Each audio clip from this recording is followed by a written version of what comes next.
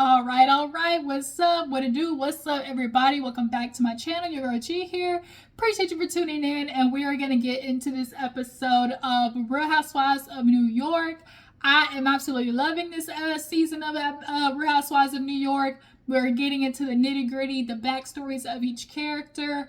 I really feel like they took New York and are doing what needs to come with reality TV. If you understand you're going to be on reality TV, you have to talk about your life. You have to talk about your background, because a part of reality TV is getting the real of it all. And I just appreciate that we're actually genuinely getting, stories and not just storylines. Okay, right now at this moment, Housewives of Atlanta is giving real storylines instead of story, and they either need new producers, or like we've been saying, time to do like New York and get a, wrap a bow on these OGs and get some new folks, okay? But nonetheless, you guys, let's go ahead and get to this episode. It wasn't a lot, but still a lot to talk about at the same time. So we pick up where we left off. Everybody wakes up in the Hamptons. Brynn is in Erin's bed. She was like, I did not see it coming this, ending this way. Her and Erin be beefing, but at the end of the day, they basically have love for each other. Erin's like, oh my God, I need to do something. She was like, oh my God, I need to wake up, or I need to go cook. And Brynn's like, oh my God, I need to pop some Plan Bs. Like, Brynn comes through with the cute little one-liner jokes or whatever. Like, Brynn is definitely going to be the breakout of Real Housewives of New York. And then getting this backstory that we got this episode, it's going to make people, obviously fall in love with her more, because, excuse me, y'all. People come on reality TV scared. Obviously, it's a lot to be vulnerable, but people relate to vulnerability. Brynn's not the only one who's been through something like that, and I'm sure there's a lot of people who came through who messaged talking about, not having a relationship with your family, or being biracial and kind of being the outcast. Like, these are stories that happen day in and day out. But they all go down stairs to finally eat that damn shaka Zulu shakshuka that Erin was talking so much about. So they're downstairs cooking. Jessel's up there with Ubah. Jenna comes downstairs like a old rich white woman, okay, with the jewelry. She's like, it's just amazing how you come there with like $500,000 in your arms. And she's like, I know. Y'all, Jenna got some coinage saved, okay? Working at J. Crew, and you look at her apartment, okay? Jenna got some coin, is all we trying to say. So they downstairs cooking. And finally they get to the shakshuka, and who was it? Sai? Yes, Sai. All of them, what were they talking about? Was it Thanksgiving? I think they were kind of talking to Brynn about what were you doing for the holidays? And for Brynn, she doesn't really do much for the holidays, but try to bum a family's house to go to, because she doesn't have family herself, which is very sad. She talked about how she's been engaged 3 times, but yet, for the holidays, she's tries to maintain being so close with her exes, because she wants the overbearing mother-in-law, the mother-in-law that cares and loves so much, because she doesn't have that love in her life in general. So, the ladies are just kind of we knew Brynn had a background, but we didn't know how deep the scars were. This girl basically might as well just been an orphan at this point.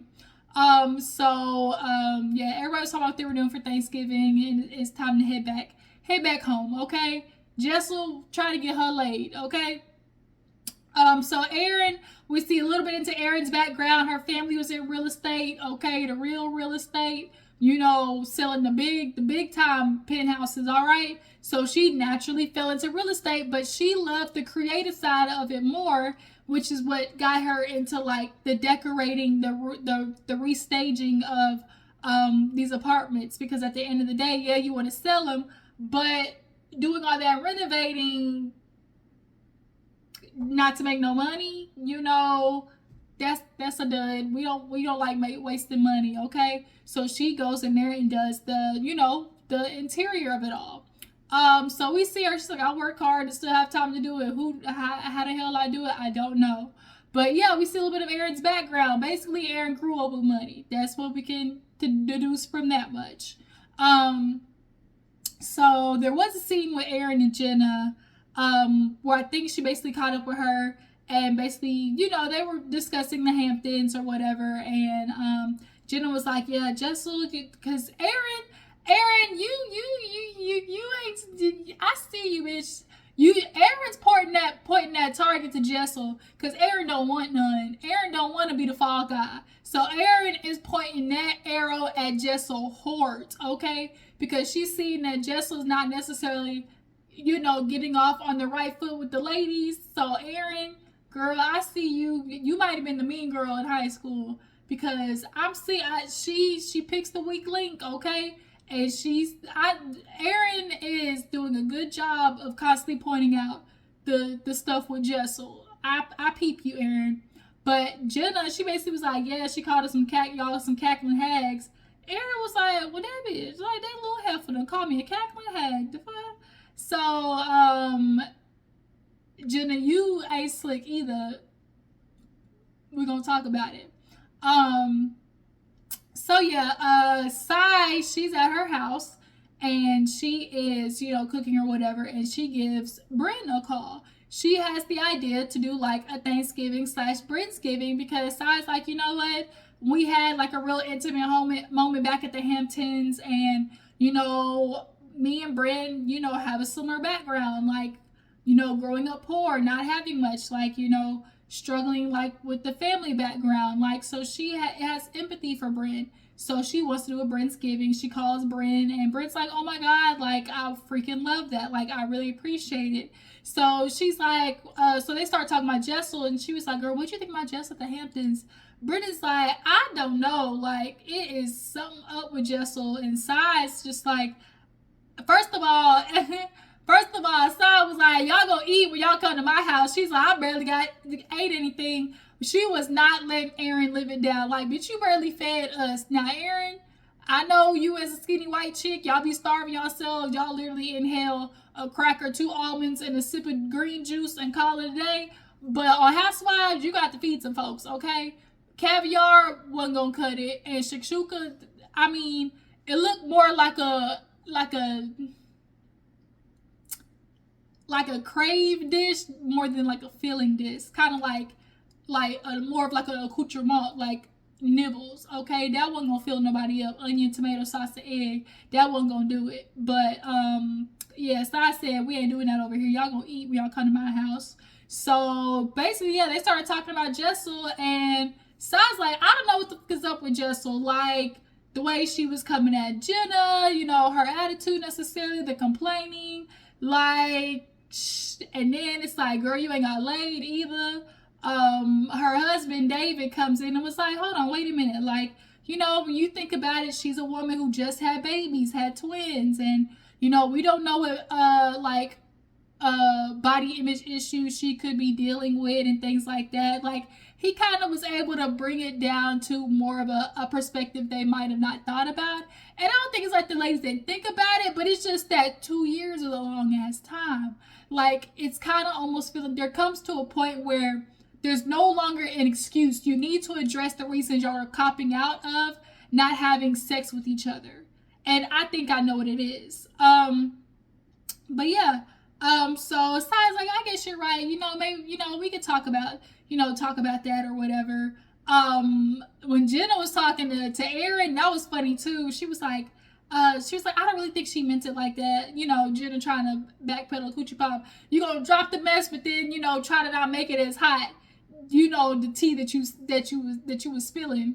But, Jenna's like, yeah, I don't know what's going on with, Jessel, like the way she was talking about things. And Jenna was like, I think she needs to get, she needs some of that zinc, okay, to make her feel better. She needs to get that bike blown out, because it's clearly been a minute, okay? And if she can't get the bike blown out, you might want to hit up Candy from RHOA and get this peach buzz or a bullet or something, Jessel, because that's not for the glory of the kingdom going that long with a big old.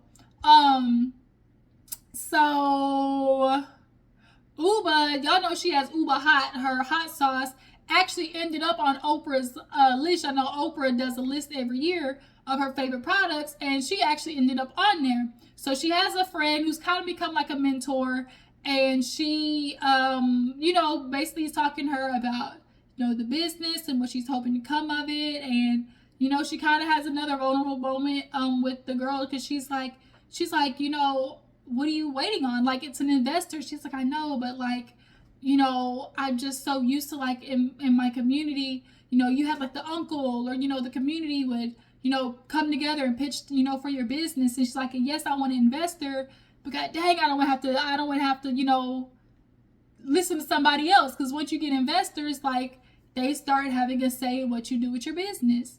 The thing is, find you good investors who are willing to let you do your thing, but just be the funding.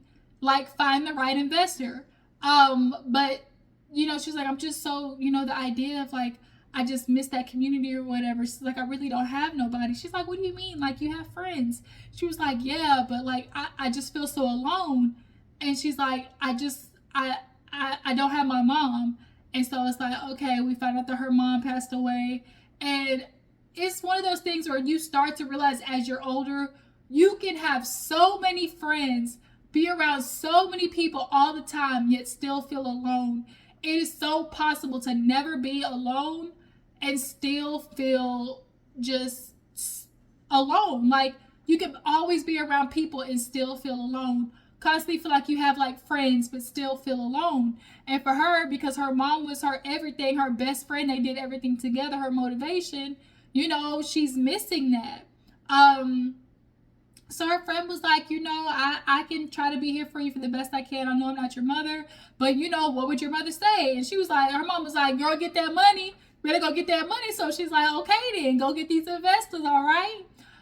So yeah, that was a good vulnerable moment from Ubah. So then we get to Brynn. Brynn, she's at her, annual appointment because she got hair. All right, Brynn got hair, and thick hair at that. So she starts kind of giving a little history to herself. And, she was like, I come to the salon every week, and they were talking about what hairstyles, to do. And as she's doing her hair, as she's combing through Brynn's hair, that nigga started to pop through with the roots, okay? That curly root area, you saw it. Because she was like, I wish I never did a perm all those years ago, but, I understand why I had to do it. So we get to the background of Brynn, which was basically she was mixed race, but grew up in a white household. Her mom was the one who took care of her and her siblings. It was 3 of them. So she's like, I think Indiana, she says. So now she's this mixed girl, afro, out to here, because Nanny McPhee don't know how to fix the hair. When I grew, I had a lot of mixed friends, and some of them got, I don't want to say lucky, but essentially got lucky and had like the curly hair that all the white people wish for their kids to have, when they decide they want to get with the BBC. Okay, because that's what the white girls. That's one conversation I want to have. Black men, it's only 2 reasons why people wanna get with y'all. The 2 D's, dick and DNA. Dick and DNA. It's the illusion of dick that's BBC. The BBC, okay, and then the DNA. Everybody wants to be invited to the cookout, and having a baby with a black boy. A black man is the easiest way to get your ticket to the cookout, okay? And that's really what it is. But I'll do a video on that another day. But nonetheless, Brynn, they were neglected. She was, of course, made fun of. And, finally, her grandma's friend, I guess nurse friend, who was black, was like, girl, give me this child. Bring her down to the salon so we can get this baby hair fixed. And that became Brynn's introduction into like the black community. She's like, I learned so much about black women, which I'm sure was probably the opposite of what she heard down in Indiana about black people. The Autumn Crackers probably would tell her a lot of stuff about black people, black men and women, and actually seeing it for herself, I'm sure it opened up her eyes to a different perspective. And I know that's probably a hard thing to admit, but she admitted, like, for the longest time, I was like ashamed to admit I was black, and a lot of mixed people go through that. You can be mixed, but be presenting as white, because you could tell Brynn, like, she white, but had a little sprinkle dinkle or something, but you could. I didn't know she was mixed with black. I thought she was more like Armenian, Pakistani. Like she just had like a tint to her. We didn't know what the tint came from, but now we know the tint came from the fact that her daddy was black. But yeah, she was like, I was ashamed to admit I was black, at one point. And I'm sure for her, it's like, I can't be white, but I also definitely ain't black enough to be black, like, because the black community, that's a conversation in itself too, how, the light-skinned people or the mixed people get basically shunned in the black community, or the black people who speak proper, because that was me, like, because I grew up in a predominantly white school. I go to a black school, and the first thing girl, you talk white, or girl, you think you white. Like, conversations need to be had. But nonetheless, I really appreciated Brynn being vulnerable in that moment, and just being revealing to what, like, her background, and we'll learn a little bit more at the party. But yeah, we saw that nigga hair was peeping through, okay? But she had to go get perms as a child because Granny ain't know what to do with that mess, okay? So Jessel, she talked to her husband, and, she's like, maybe we should do, oh no, they started talking about the kids. She, of course, wants to get to the most expensive school, and he's like, public school, girl, this is daycare. And I understand Jessel, especially in New York. Sometimes it's not what you know, but who you know. A lot of times it is the who's who. Who do you know? And Jessel's thinking that, like, these babies barely can walk. They just now learning how to walk. And she already trying to rub elbows with the who's who. And it's like, I get it, but girl, you got a lot of time to be trying to put them in expensive ass schools. When it comes to daycares, girl, put them in a cheap ass daycare. Not a cheap, but you know what I'm trying to say. Like, of course you don't want them in a daycare where, they only eat animal crackers, and get a juicy box a day, like, but understand, like, they're not even talking yet. Like, you got a lot of time to try to rub elbows with the who's who. Save you some money, chick. So then she was like, yeah, the girl is that. She's like, I want to redo the Hamptons trip with you. And he's like, dang, was it that bad? And she was like, well, no, it's just that the girls, they tried to say that I was a certain way. And he was like, well, honey, I ain't gonna lie, like, you kind of got a tone that's not necessarily inviting. It's like, so you're calling me a bitch? And he's like, well, I ain't trying to say that, but you have tendencies. You have bitchy ways, Jessel. And I think her bitchy ways come out of insecurity. Like, when you're not secure in yourself, you start to project and pointing out negative things about other people, negative things about the world in general. And you just kind of have, like, a very pessimistic attitude because you don't feel that great about yourself. And I'm sure Jessel's looking at the other ladies, probably thinking, oh, they're so skinny, or like they look like this, and Ubah's a model, and like all of these things. I'm sure Brynn's beautiful, like she might be thinking all of these things. We never know, but that's just what her energy is giving, and that also plays a part in sure why her and her husband ain't getting busy with it. Okay, so she's like, yeah, we, this sex conversation come up about how we haven't, been intimate. He was like, it's the marriage with kids tax. Basically, everybody knows when you have kids, that sex goes down the drain, okay? So it takes effort. And so she basically was like, we need to get you laid. Now, the fact that he ain't worried about it as much, now that's where my good eye starts to peep through, because it's like, why you not worried about it? It's either homie is getting it from somewhere else. I think Jessel has lost sexual attraction to him because remember, he was in the friend zone from the get-go. I feel like she's lost that sexual appeal to him because not only that, she's lost the sexual appeal in herself. The chemistry wise, and because they did start out as friends, they could have possibly just veered off to that. They might be good cohabitators, but we both might have a little yeah on the side. We might need to have a little whoa You know, you have your yeah, and I have my whoa, and we come back together and cohabitate and raise these kids. Like, I feel like that might be a good option for y'all, because in that community, divorce is a no. But the way it's looking, if y'all don't if y'all don't start to get the hump in no time soon, y'all heading down to the courthouse just like Ralph and Drew. Um, so we get to the party. Solid, everybody know, shoes off when you get to the crib, okay? Erin tried to break the rules, but take your shoes off, ma'am. Nasty ass street walking into my crib. No, ma'am. So everybody's showing up. Brynn, she shows up first, super cute. And the chef comes and whatever. And Sai's like, yeah, you know, he's going to be cooking for us. He's like, yeah, I'm going to make you some amazing food. And she's like, I'm sure we'll love it. Like, Brynn immediately sees a man and thinks flirt, get attention. The girl's looking for love anywhere she can find it. Like, it's obvious. Like, I don't need to be a psychiatrist to see that. She is looking for the attention. She's looking to belong somewhere. She's looking to be accepted into something. Like, that is Brynn's issue. So she's like, yeah, well, I'm sure I'll love it.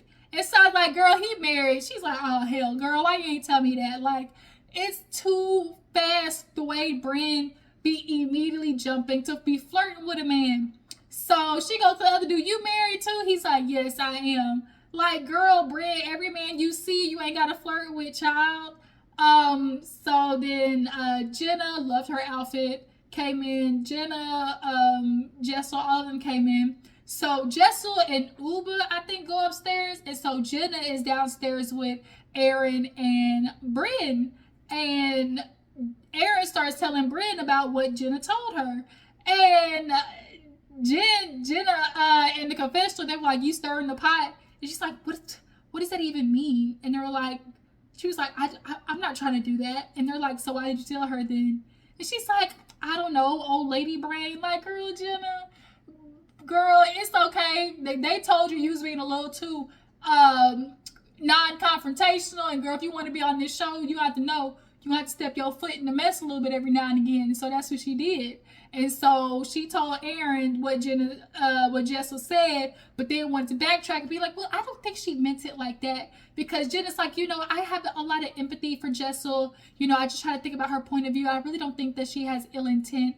And she might not. Like, Jessel is just a girl that you can tell, like I said, has insecurities and projects a lot. But it's like, girl, don't be trying to, like, be sugar and spice and ride the middle.